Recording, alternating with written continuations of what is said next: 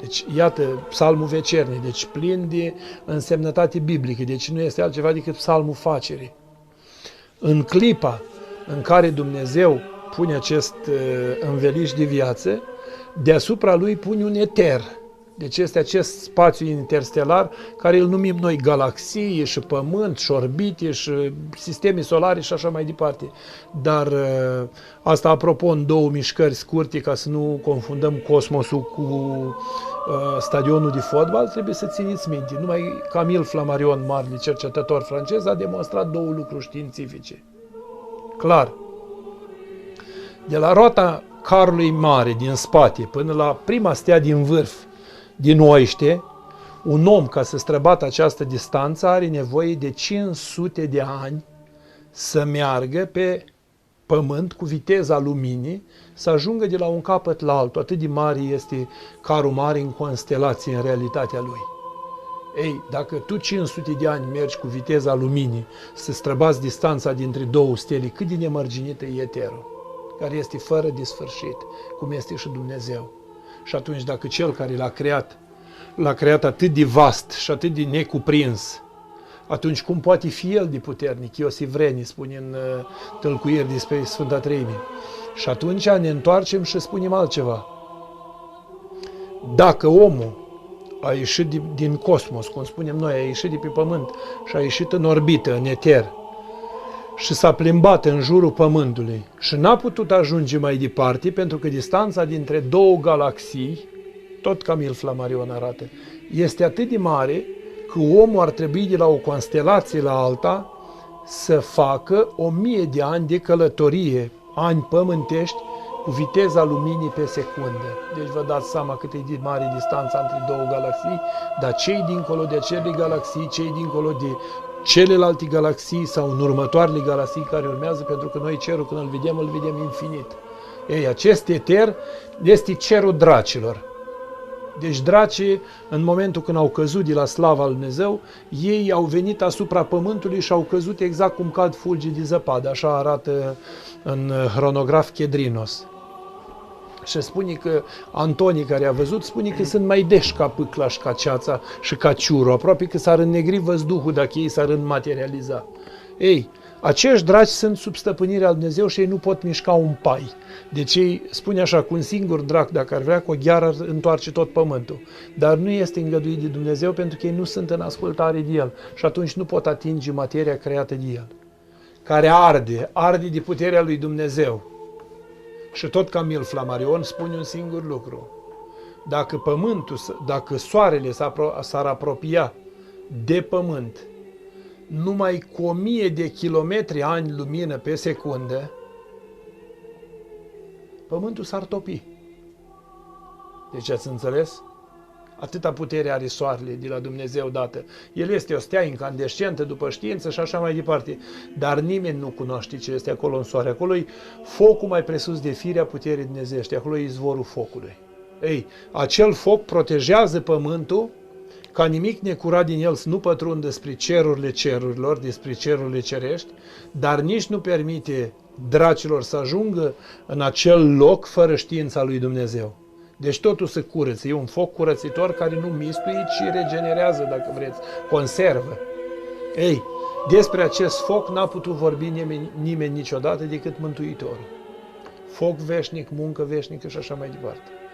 În momentul în care luăm cosmosul în ansamblu, el este tronul lui Dumnezeu.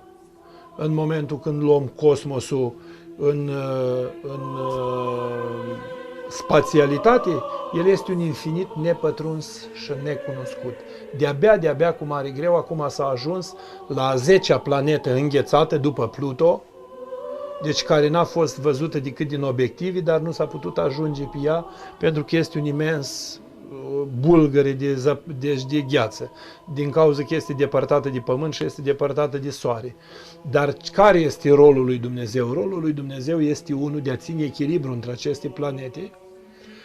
Și chiar dacă știința a demonstrat că Marte poate avea viață sau s-au găsit vapori de apă sau sunt urme de oxigen și nu știu ce mai departe, Dumnezeu, care este Dumnezeu și este atotputernic, oricând El ar putea pregăti o altă lume sau oricând ar putea pregăti o altă planetă pentru a fi populată cu viață, dar tot după principiile și sistemele lui, nu principiile și sistemele umane. Deci omul nu poate depăși spațiul îngăduit de Dumnezeu. Deci omul nu poate ieși de sub mâna lui Dumnezeu. Și îi spune psalmistul, de mă voi sui în cer, acolo ești. De mă voi coborî în iad, de față ești. La marginea mării, dacă mă voi sălășlui, dreapta ta mă va povățui.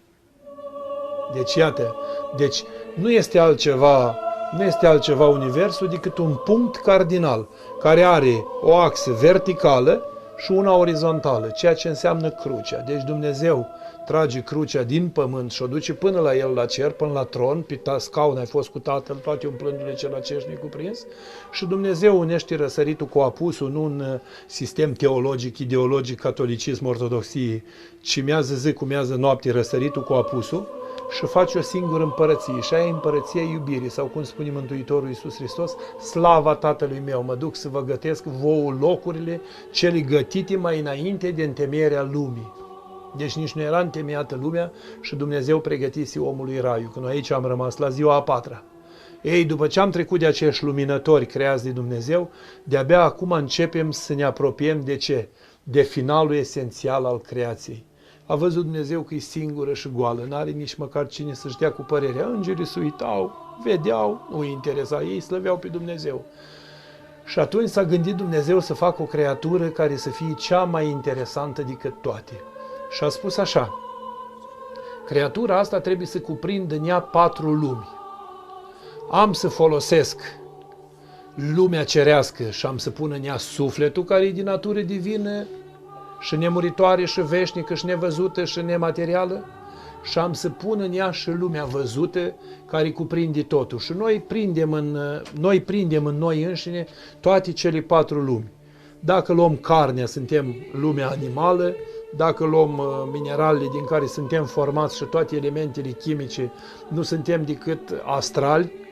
Iar dacă luăm sufletul cu puterea lui, care înseamnă foc, suntem cerești. Pentru că cealaltă apa, deci care dă viața, deci cea care circulă în cer și pe pământ, este cea care menține elementul de echilibru între cele 4 lumi. Pentru că tot trupul nostru, tot stomacul, toată fierea, toate sunt încărcate de alge și de vegetale care asigură digestia. Deci lumea ierbivorilor, cum s-ar spune, sau lumea buruienilor. Așa că vrând nevrând, deci noi suntem un tot unitar. Și s-o gândit Dumnezeu după ce l-a făcut atât de complex pe om și atât de interesant, o să așa, trebuie să-l fac să seamene și cu mine. Și a spus, să-l facem după chipul și asemănarea noastră. Și atunci s-a plecat asupra lui, i-a suflat suflare de viață și i-a dat ceea ce noi demonstrăm că suntem Dumnezei. Că așa spune psalmistul, toți sunteți Dumnezei și fie celui prea înalt. I-a dat înțelepciunea, rațiunea și cuvântul. Deci omul poate gândi, poate vorbi și poate raționa, înțelege. Deci nu rage ca vaca, nu meaună ca pisica, nu netează sau urlă ca lupul, nu grohăie ca porcul, ci vorbește cum a vorbit Dumnezeu. Dumnezeu, când a venit pe pământ din fecioară, s-a întrupat ca om și ne-a arătat nouă că suntem modelul lui, iar când ne-a făcut pe noi, ne-a făcut oameni după chipul și asemănarea lui. Deci aceasta este universalitatea. De aici începe universul. De la un pământ gol și un cer plin de îngeri, nevăzut, neștiut, necunoscut, la un pământ cu identitate, care este de o vârstă cu soarele și cu luna și cu stelele, pentru că de acolo începe numărătoarea timpului, iar după aceea pământul mai are o vârstă adamică. Deci de la izgonirea lui Adam din rai și până în clipa în care stăm noi astăzi de vorbă, pământul nostru are vârsta adamică de 7500 de ani. Deci în momentul de față, noi am trecut de veacul 7 și jumate. Suntem undeva 13 sau 15 în clipa de față. 7513 sau 15, nu știu exact.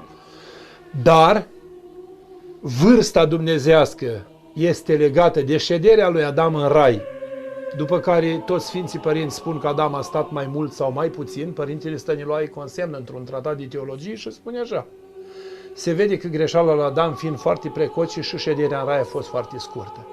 După unii 40 de zile, după unii 40 de ani, după unii 4 zile, după alții 7 zile, cât ar fi durat și creația. După unii chiar nicio zi. Unii teologi. Nimeni nu poate arăta timpul adamic din rai. Dar cert este că înainte de a fi creat Adam, deci înainte de a fi creat Adam ca om, știința nu poate demonstra altceva că miliardele de ani lumină, miliardele și milioanele de ani, ierli glaciare, mezozoici și așa mai departe, tot ce vorbește știința, este preștiința și cunoașterea lui Dumnezeu, care a folosit toate aceste procedee și etape tehnologice ale Pământului de a-l aduce în starea inițială pe care îl avem azi. Nu știm noi care plecăm mâine sau poi mâine, că Dumnezeu 1000 de ani e ca ziua de ieri și ca straja nopții, spune psalmistul. Dar cei de piste 10 milioane, 15 milioane de ani, numai ei vor ști ce vor gândi despre noi la vremea și la timpul respectiv. Pentru că Dumnezeu va sfârși lumea când va vrea El, nu când vom vrea noi sau când vor vrea sectele și dogmele raționaliste ale învățăturilor false.